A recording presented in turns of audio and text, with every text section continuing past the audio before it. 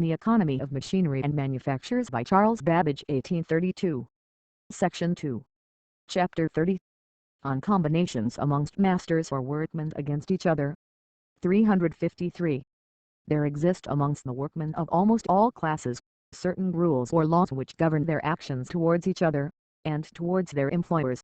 But, besides these general principles, there are frequently others peculiar to each factory, which have derived their origin, in many instances, from the mutual convenience of the parties engaged in them. Such rules are little known except to those actually pursuing the several trades, and, as it is of importance that their advantages and disadvantages should be canvassed, we shall offer a few remarks upon some of them. 354. The principles by which such laws should be tried are, first, that they conduce to the general benefit of all the persons employed. Secondly, that they prevent fraud. Thirdly, that they interfere as little as possible with the free agency of each individual. 355. It is usual in many workshops, that, on the first entrance of a new journeyman, he shall pay a small fine to the rest of the men. It is clearly unjust to insist upon this payment, and when it is spent in drinking, which is, unfortunately, too often the case, it is injurious. The reason assigned for the demand island that the newcomer will require some instruction in the habits of the shop, and in the places of the different tools, and will thus waste the time of some of his companions until he is instructed.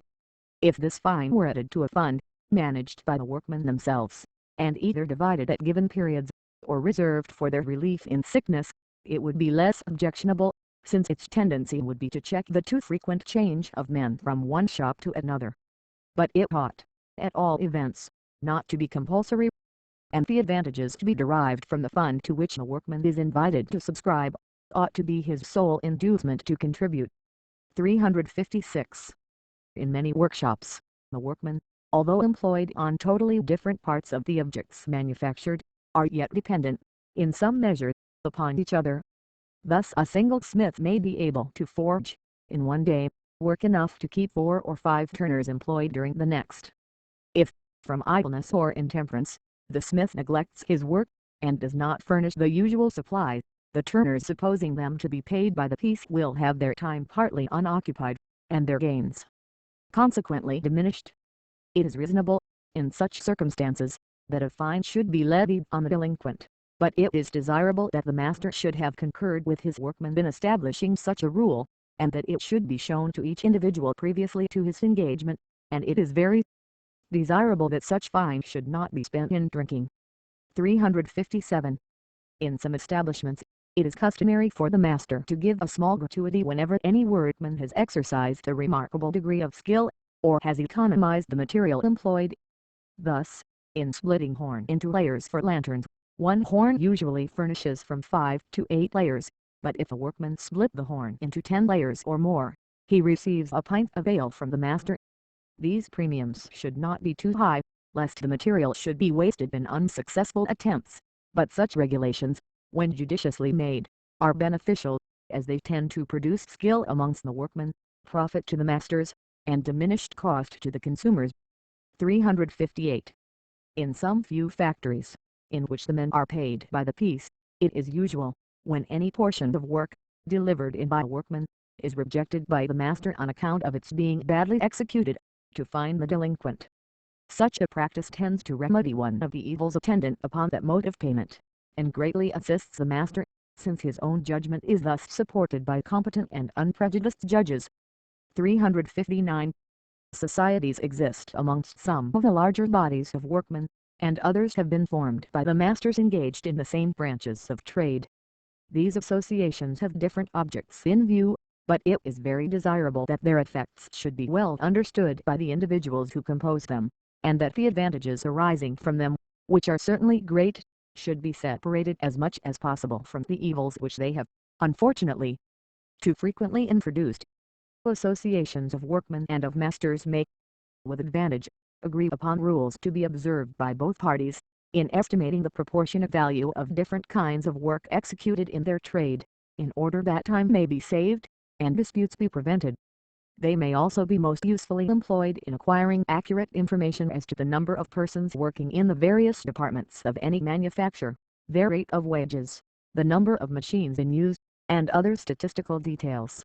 Information of this nature is highly valuable, both for the guidance of the parties who are themselves most interested, and to enable them, upon any application to government for assistance, or with a view to legislative enactments, to supply those details, without which the propriety of any proposed measure cannot be duly estimated.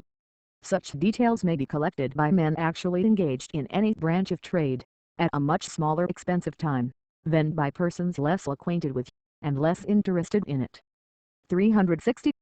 One of the most legitimate and most important objects of such associations as we have just mentioned, is to agree upon ready and certain modes of measuring the quantity of work done by the workman.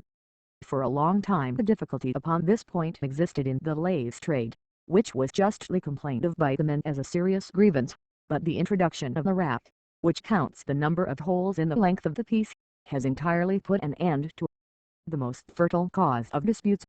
This invention was adverted to by the Committee of 1812, and a hope was expressed, in their report, that the same contrivance would be applied to stocking frames. It would, indeed, be of great mutual advantage to the industrious workman, and to the master manufacturer in every trade, if the machines employed in it could register the quantity of work which they perform, in the same manner as a steam engine does the number of strokes it makes. The introduction of such contrivances gives a greater stimulus to honest industry than can readily be imagined, and removes one of the sources of disagreement between parties, whose real interests must always suffer by any estrangement between them. 361.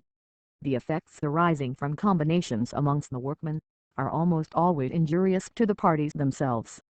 There are numerous instances, in which the public suffers by increased price at the moment, but are ultimately gainers from the permanent reduction which results, whilst, on the other hand, the improvements which are often made in machinery in consequence of a strike amongst the workmen, most frequently do injury, of greater or less duration, to that particular class which gave rise to them. As the injury to the men and to their families is almost always more serious than that which affects their employers, it is of the utmost importance to the comfort and happiness of the former class, that they should themselves entertain sound views upon this question. For this purpose a few illustrations of the principle which is here maintained, will probably have greater weight than any reasoning of a more general nature, though drawn from admitted principles of political economy. Such instances will, moreover, present the advantage of appealing to facts known to many individuals of those classes for whose benefit these reflections are intended. 362. There is a process in the manufacture of gun barrels for making what, in the language of the trade, are called scalps. The scalp is a piece or bar of iron, about 3 feet long, and 4 inches wide, but thicker and broader at one end than at the other, and the barrel of a musket is formed by forging out such pieces to the proper dimensions, and then folding or bending them into a cylindrical form, until the edges overlap, so that they can be welded together. About 20 years ago, the workmen, employed at a very extensive factory in forging these scalps out of bar iron, struck for an advance of wages, and as their demands were very exorbitant, they were not immediately complied with. In the meantime, the superintendent of the establishment directed his attention to the subject, and it occurred to him, that if the circumference of the rollers, between which the bar iron was rolled, were to be made equal to the length of a scalp, or of a musket barrel, and if also the groove in which the iron was compressed, instead of being of the same width and depth throughout, were cut gradually deeper and wider from a point on the rollers, until it returned to the same point, then the bar iron passing between such rollers, instead of being uniform in width and thickness, would have the form of a scalp. On making the trial, it was found to succeed perfectly. A great reduction of human labor was effected by the process, and the workmen who had acquired peculiar skill in performing it ceased to derive any advantage from their dexterity. 363. It is somewhat singular that another and a still more remarkable instance of the effect of combination amongst workmen, should have occurred but a few years since in the very same trade. The process of welding the scalps, so as to convert them into gun barrels, required much skill, and after the termination of the war, the demand for muskets having greatly diminished, the number of persons employed in making them was very much reduced. This circumstance rendered combination more easy, and upon one occasion, when a contract had been entered into for a considerable supply to be delivered on a fixed day, the men all struck for such an advance of wages as would have caused a completion of the contract to be attended with a very heavy loss. In this difficulty, the contractors resorted to a mode of welding the gun barrel, for which a patent had been taken out by one of themselves some years before this event. The plan had not then succeeded so well as to come into general use, in consequence of the cheapness of the usual mode of welding by hand labor, combined with some other difficulties with which the patentee had to contend.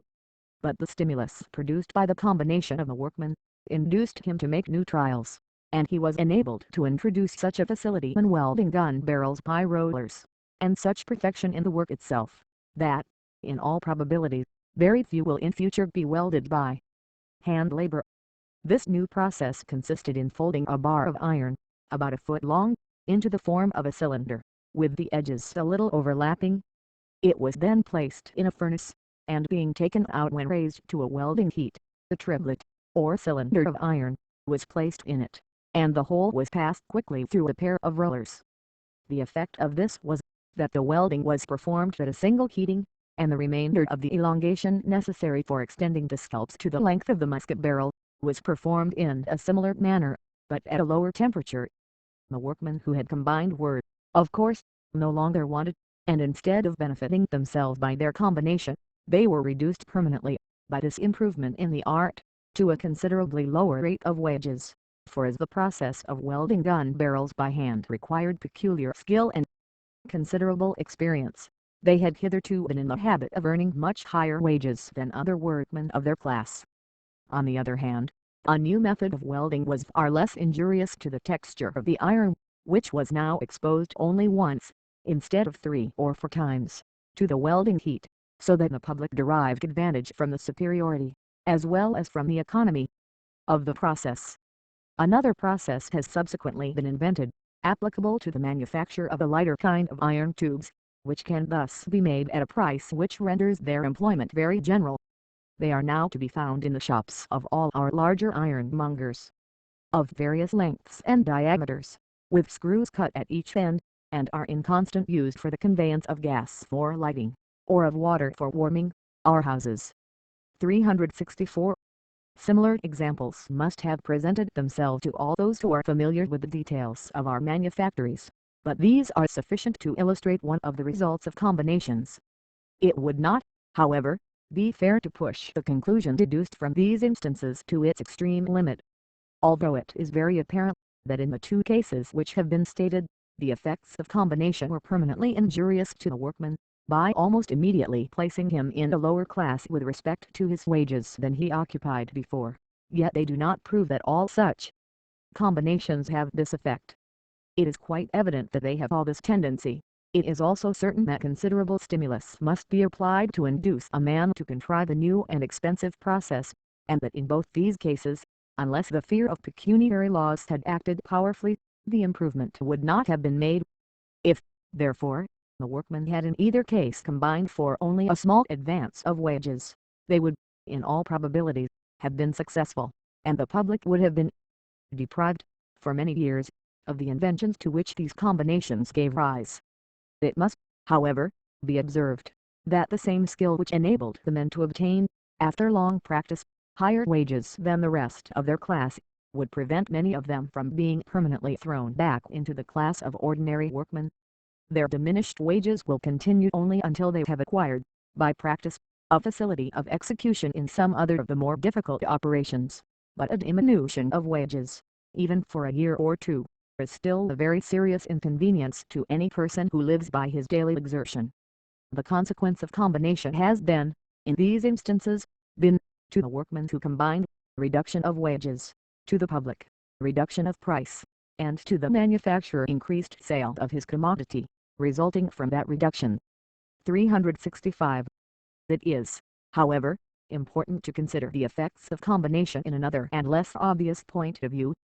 The fear of combination amongst the men whom he employs, will have a tendency to induce the manufacturer to conceal from his workmen the extent of the orders he may at any time have received, and, consequently, they will always be less acquainted with the extent of the demand for their labor than they otherwise might be.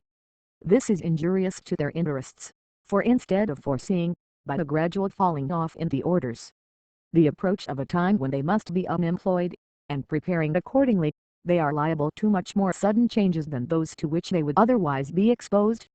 In the evidence given by Mr. Galloway, the engineer, he remarks, that when employers are competent to show their men that their business is steady and certain, and when men find that they are likely to have permanent employment, they have always better habits, and more settled notions, which will make them better men, and better workmen, and will produce great benefits to all who are interested in their employment.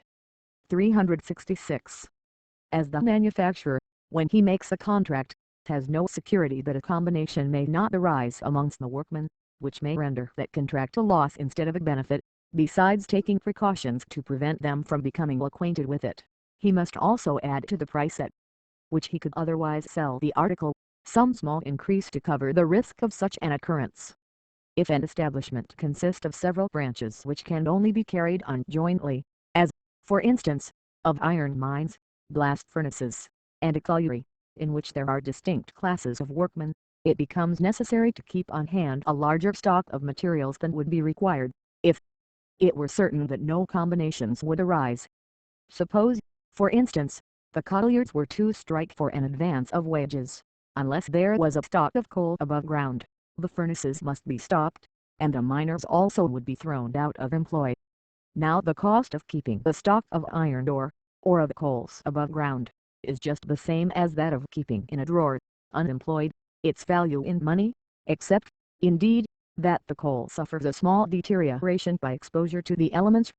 The interest of this sum must, therefore, be considered as the price of an insurance against the risk of combination amongst the workmen, and it must, so far as it goes, increase the price of the manufactured article, and, consequently, limit the demand which would otherwise exist for it.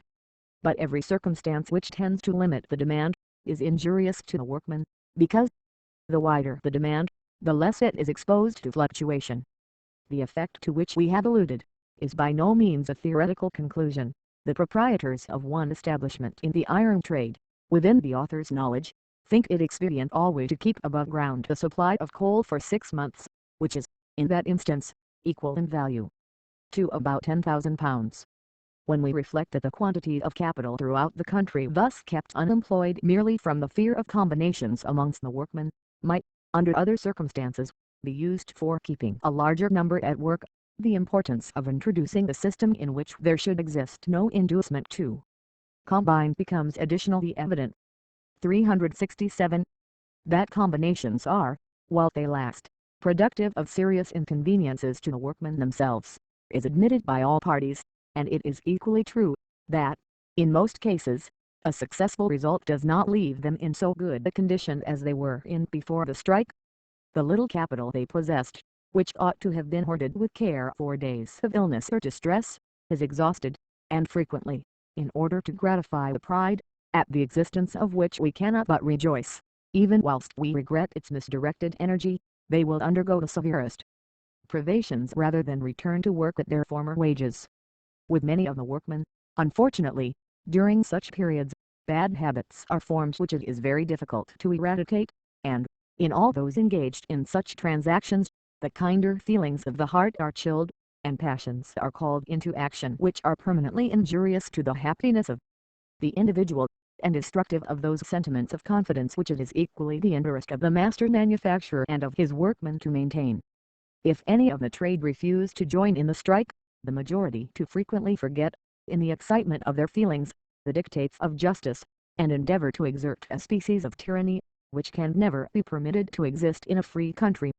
In conceding therefore to the working classes, that they have a right, if they consider it expedient, to combine for the purpose of procuring higher wages, provided always, that they have completed all their existing contracts that ought ever to be kept before their attention, that the same freedom which they claim for themselves they are bound to allow to others, who may have different views of the advantages of combination. Every effort which reason and kindness can dictate, should be made, not merely to remove their grievances, but to satisfy their own reason and feelings, and to show them the consequences which will probably result from their conduct. But the strong arm of the law, backed, as in such cases it will always be, by public opinion, should be instantly and unhesitatingly applied. to prevent them from violating the liberty of a portion of their own, or of any other class of society. 368. Amongst the evils which ultimately fall heavy on the working classes themselves, when, through mistaken views, they attempt to interfere with their employers in the mode of carrying on their business, may be mentioned the removal of factories to other situations, where the proprietors may be free from the improper control of their men. The removal of a considerable number of lace frames to the western counties, which took place, in consequence of the combinations in Nottinghamshire, has already been mentioned. Other instances have occurred, where still greater injury has been produced by the removal of a portion of the skill and capital of the country to a foreign land. Such was the case at Glasgow, as stated in the 5th Parliamentary Report respecting artisans and machinery. One of the partners in an extensive cotton factory, disgusted by the unprincipled conduct of the workmen, removed to the state of New York, where he re-established his machinery, and thus afforded, to rivals already formidable to our trade, at once the pattern of our best machinery, and an example of the most economical methods of employing it. 369. When the nature of the work is such that it is not possible to remove it, as happens with regard to mines, the proprietors are more exposed to injury from combinations amongst the workmen, but as the owners are generally possessed of a larger capital, they generally succeed, if the reduction of wages which they propose is really founded on the necessity of the case.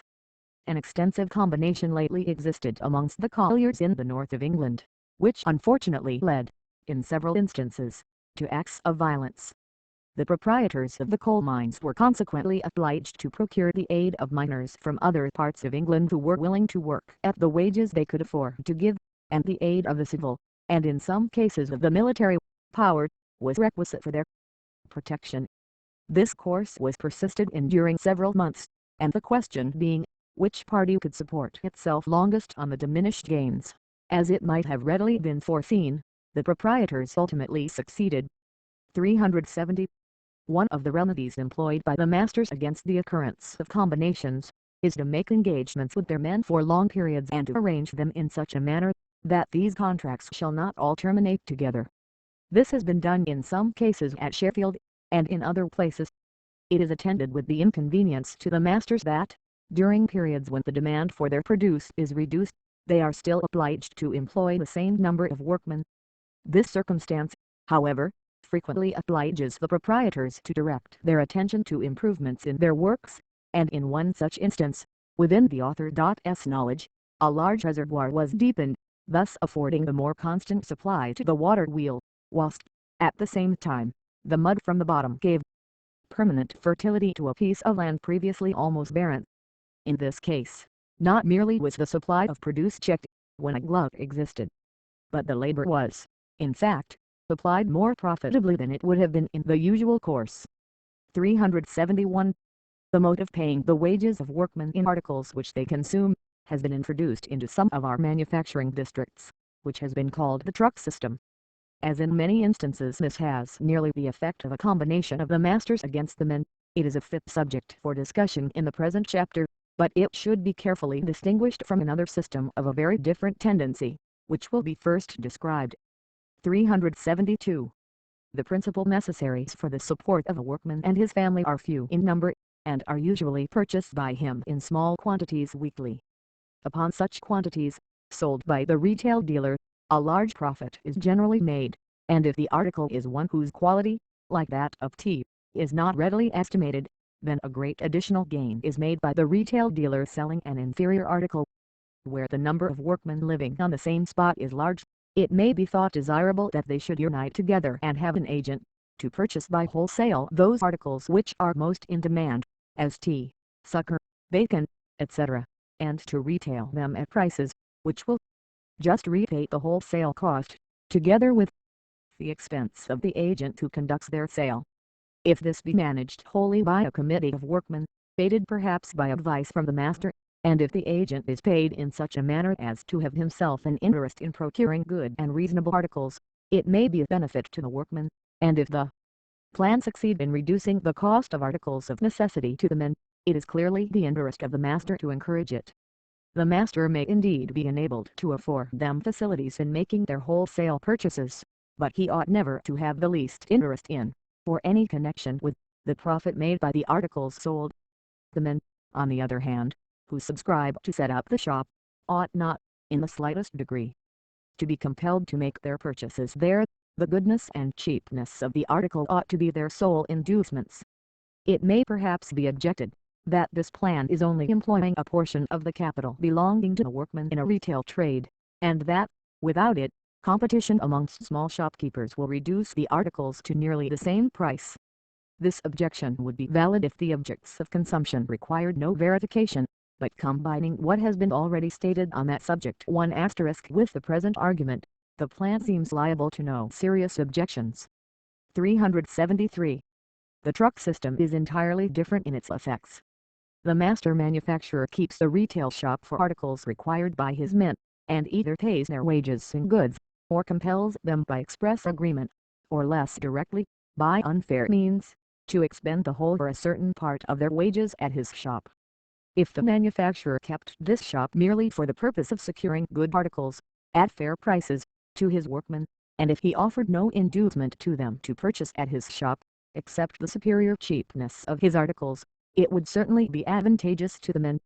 But, unfortunately, this is not always the case, and the temptation to the master, in times of depression, to reduce in effect the wages which he pays by increasing the price of articles at his shop without altering the nominal rate of payment, is frequently too great to be withstood. If the object be solely to procure for his workmen better articles, it will be more effectually accomplished by the master confining himself to supplying a small capital, at a moderate rate of interest, leaving the details to be conducted by a committee of workmen, in conjunction with his own agent, and the books of the shop to be audited periodically by the men themselves. 374. Wherever the workmen are paid in goods, or are compelled to purchase at the master's shop, much injustice is done to them, and great misery results from it. Whatever may have been the intentions of the master in such cases, the real effect is, to deceive the workman as to the amount he receives in exchange for his labor. Now, the principles on which the happiness of that class of society depends, are difficult enough to be understood, even by those who are blessed with far better opportunities of investigating them, and the importance of their being well acquainted with those principles which relate to themselves, is of more vital consequence to workmen, than to many other classes.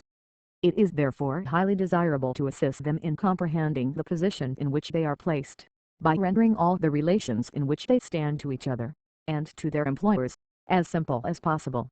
Workmen should be paid entirely in money, their work should be measured by some unbiased, some unerring piece of mechanism, the time during which they are employed should be defined, and punctually adhered to. The payments they make to their benefit societies should be fixed on such just principles, as not to require extraordinary contributions. In short, the object of all who wish to promote their happiness should be, to give them, in the simplest form, the means of knowing beforehand, the sum they are likely to acquire by their labor, and the money they will be obliged to expend for their support, thus putting before them, in the clearest light, the certain result of persevering industry. 375. The cruelty which is inflicted on the workman by the payment of his wages in goods, is often very severe. The little purchases necessary for the comfort of his wife and children, perhaps the medicines he occasionally requires for them in illness, must all be made through the medium of barter, and he is obliged to waste his time in arranging an exchange, in which the goods which he has been compelled to accept for his labor are invariably taken at a lower price than that which his master charged them to him. The father of a family perhaps, writhing under the agonies of the toothache, is obliged to make his hasty bargain with the village surgeon, before he will remove the cause of his pain, or the disconsolate mother is compelled to sacrifice her depreciated goods in exchange for the last receptacle of her departed offspring. The subjoined evidence from the report of the Committee of the House of Commons on Framework Matters Petitions, shows that these are not exaggerated statements. It has been so common in our town to pay goods instead of money, that a number of my neighbors have been obliged to pay articles for articles, to pay sugar for drugs out of the druggist's shop, and others have been obliged to pay sugar for drapery goods, and such things, and exchange in that way numbers of times. I was credibly informed, that one person paid half a pound of 10-penny sugar and a penny to have a tooth drawn, and there is a credible neighbor of mine told me, that he had heard that the sexton had been paid for digging a grave with sugar and tea, and before I came off, knowing I had to give evidence upon these things, I asked this friend to inquire of the sexton, whether this was a fact. The sexton hesitated for a little time, on account of bringing into discredit the person who paid these goods. However, he said at last, I have received these articles repeatedly. I know these things have been paid to a great extent in this way. Notes 1. See Chapter XV, page 87.